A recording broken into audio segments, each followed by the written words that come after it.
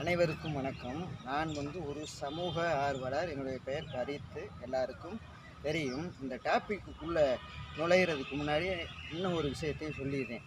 மதச்சார்பற்ற இந்தியாவில் எல்லா மதத்தையும் நேசிக்கின்ற நான். அதை நல்லா புரிஞ்சுக்கிறேன். இப்போ சப்ஜெக்ட் வரேன்.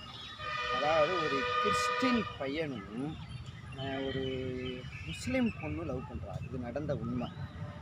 லவ் பண்ணவுடனே தீவிரமான காதலில் பேரண்ட்ஸுகள் சைடு போகையில் முதல்ல எதிர்ப்புகள் கிளம்புது. கடைசியில் அந்த பொண்ணோட அத்தான்னு தானே சொல்லுவான்.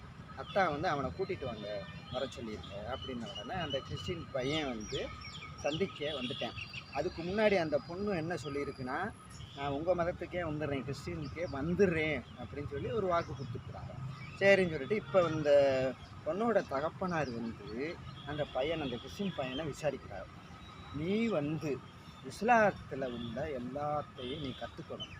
அத்தனை இது வேத நூல்களையும் இந்த திருக்குரான் வேத நூலை நீ ஓதி அதனுடைய அந்த நீதி போதனைகள் எல்லாத்தையும் நீ தெரிஞ்சுக்கிறணும். உனக்கு 3 மாதம் டைம் தர்றேன் அப்படின்னு சொன்னோன்னா அவன் ஒத்துக்கிட்டான். காதலி மேலே உள்ள பிரியத்தில் ஒத்துக்கிட்டு சில அசரத்துகள் எல்லாம் பிடிச்சி அவன் இஸ்லாத்தை பற்றி தெரிஞ்சுக்கிறதுக்கு போராடி தெரிஞ்சுக்கிட்டு இப்போ அத்தாட்ட வரேன்.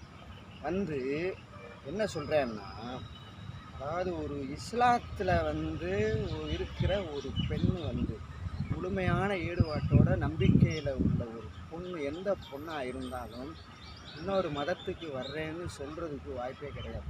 சொல்ல மாட்டாங்க. அப்படி சொன்னால் அவங்க இஸ்லாமியர்கள் கிடையாது. அதனால் உங்கள் பொண்ணு எனக்கு வேணாம்னு சொன்னாங்க.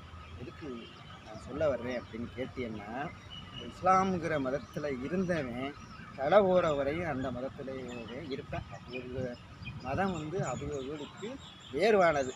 நான் எதையும் மிகைப்படுத்தி குறைப்படுத்தியெல்லாம் சொல்லலை. நடந்த உண்மை.